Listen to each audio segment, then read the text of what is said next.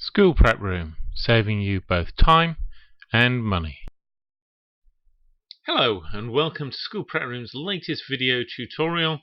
Today we're going to be looking at how to make equipment bookings using School Prep Room.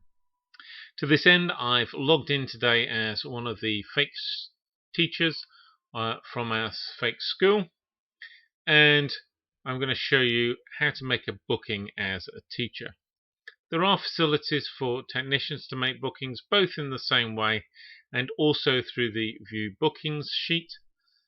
Making bookings through the View Bookings sheet really only puts a minimal amount of information in there, so I'm not going to cover that today.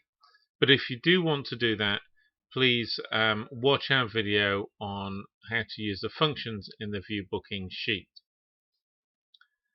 So as a teacher, when you first log in, you'll see the page as it appears in front of us.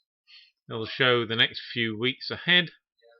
You'll have on the left hand side the book green button. You'll also see which week it is in the cycle or whether there's a holiday sat there. And you can also see whether the bookings are open or closed for that week. If bookings have been closed for your week, it will still be possible to make a booking on the system, but you will get a message to inform the technicians that you've done so that they know exactly what's happening. And it may be possible that that booking can't be fulfilled. So to make a booking, we click on the green book button on the week that's relevant for us. And when we do this, we'll see basically a week plan for that week. So here from Monday to Friday, each of the periods is there, and we can see which classes we're teaching and which rooms we're working in. This class and room information has been taken directly from the timetable for this school. So if you haven't uploaded your timetable but just use the manual system, then you won't have the class and room information here. To book some equipment, we just need to click on the either grey or white box under equipment for the time that we want to book. So here, period 2 on Monday morning. We then see that the room and the period that we're booking for has automatically been selected. If I have a room change, I could easily change this to a different room if necessary. The first thing I want to show you on the booking page is how to book equipment on the fly, as it were, without using one of our saved practicals. To do this is relatively simple. First, we need to decide how many sets of equipment we need. So I'm going to choose 12 sets. We're going to ignore these boxes. These contain the stored practicals, and I'll show you how to use those in a moment. We then have the option to upload a PDF file for our practical. If we had a particularly complicated practical, this could be quite useful. I know some schools use this particularly for A-level practicals, where the detail can be quite important. But in this case, we're going to have quite a simple practical. We're going to look at some sodium carbonate, we're going to use some Bunsen burners, some water, and some test tubes. You can see I've put information here about how much of each that I need, and I've used TT for test tubes in order to keep this information as concise as possible so that it fits well onto the equipment booking sheet. Now, there were some health and safety considerations around this. I'm going to be using Bunsen burners and sodium carbonate, and it's important for me to record that information. I can ask, using the purple button on the bottom, for the system to suggest some health and safety considerations. Those suggestions will be based on the information that's on our stock database that's stored in School Prep Room, and it will also go and look at the CLEAPS HasCard database, which you can have access to so long as you have a login for the CLEAPS system. Don't forget that using the Suggest Health and Safety button isn't a substitute for checking health and safety information yourself. It's there to help you make decisions, but you must check that your information is accurate and correct and sufficient for the experiment that you're going to conduct with your class. So when I click on this, you'll see that further down our health and safety information box is automatically populated with some information. It's chosen sodium carbonate anhydrous and sodium carbonate decahydrate. Ours is going to be anhydrous, so I'm going to just remove this one by deleting it. It's also picked out Bunsen burners, that they could be hot after use, etc. This information and the cause of serious eye irritation has been taken from our stock database. The HAZCard information, HCO95A, has come from the CLEAPS database. If I wanted to view that, I could click on the hyperlink here, and so long as I have my CLEAPS login, I can view that HAZCard directly. There may be more hazard or health safety considerations that I need to add to this list.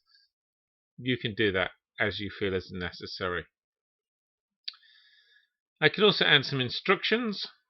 So these instructions won't be immediately put onto the view bookings page, but it will be accessible through that page. So we could make these more detailed if we needed to. Preload test tubes with carbonate. So ask them to preload the test tubes with the carbonate, for example. I can also add web resources if I want to. If I click on there, I could put some web resources in. I could do this simply by copying and pasting a link. Basically what we need to do is add one HTTP reference per line. Once I've done that, I need to decide whether I want to save this practical.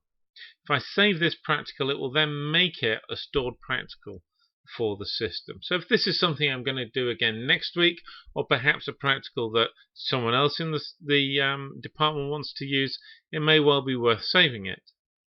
If I click the checkbox, I will get a little box asking for a name for our saved practical.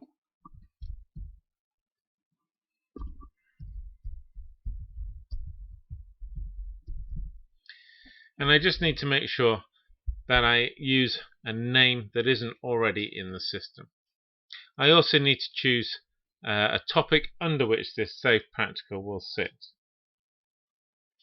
So in this case, it's going to sit under chemistry. Once I've completed that, I just need to click on Add Booking, and that booking will have been added to the system. And we can now see it here in the white box on period 2. I can remove that booking quite easily by clicking on Delete. That will remove it from the system. And if I click on this, I will be able to edit and change that booking as is necessary. One thing it's worth saying is that when we make a booking, there are two possible messages we can get back. One is, of course, notifying us that the bookings are closed and that we should contact our technician. And the other is to say that perhaps a piece of equipment we've requested is not in stock for that period. That may be because someone else has booked it, or someone else has booked one of the stored practicals that uses it. In both of those cases, it will record the booking still, but will tell you to talk to your technical staff. This is to leave as much flexibility with the school on how they use equipment as possible. So you can make an agreement within your school that if you get that message, basically cancel the booking, it won't be met. Or you can say, well, if we get a message like that, come and talk to us and we will see whether we can organize, for example, to share equipment between the two groups. What I want to do now is to show you how to add a stored practical, and this is by far the quickest way to make bookings. Once stored practicals have been added to the system, they can be pulled out and used immediately. So let's imagine that on period 4 on Monday, I want to do an experiment that's a stored practical. I click on the white box in this case, and basically what I need to do is select our stored practical from our list, and they're all going to be shown in the lists next to the relevant topic. So it's going to be a physics practical, And I'm going to choose to look at boiling points. Now you'll notice that spring constants is here, but it's a very different color. It's sort of grayed out compared to the boiling points one. This is because spring constants is a practical which we've added to the system, which we have a limited number of, and they've all been booked out, which means I can't book that practical because there isn't sufficient equipment to do that. But we're okay for today because we're going to be looking at boiling points. When I select that, I find that all of the boxes underneath are automatically populated with the information. And those of you who've watched the Making Stored Practicals will recognize this practical as the one we added at that point. You can see we have some instructions, some web links, and we have the health and safety information at the bottom. It's important, of course, to read that health and safety information before you do the practical with the students so that you have all those considerations there. Now, if you imagine that I wanted to do this stored practical, but I wanted to make a small change, I wanted to take our digital thermometer off there, I can do that simply by editing the information in the boxes, and that practical will still be added to the system, but it won't make any change to the stored data that's already been added at an earlier date. Once I've done that, I can click Add Booking, and that practical will be added and will appear on our list as well. And I can again edit that if I want to do that. You'll notice in this case the practical is for 12 sets. So there's 12 sets of equipment in this practical, and so I only asked to book this once. I only asked for one of those sets of equipment. How you decide to do that within your school is up to you. You can think about how you would prefer to use that function when you make your stored practicals and have a procedure for how you use that when you're booking equipment.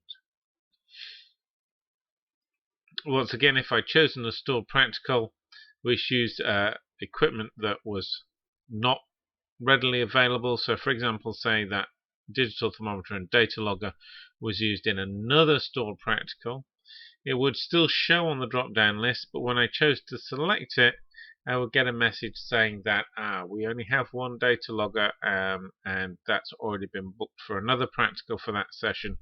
Please go and talk to your technicians. So that's how to book equipment. You can see it really is a case of 2 or 3 clicks to book a stored practical, which makes the process much quicker.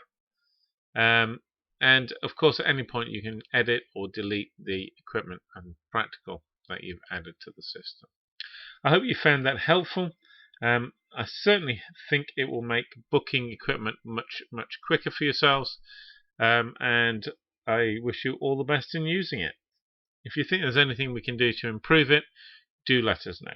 Thank you very much.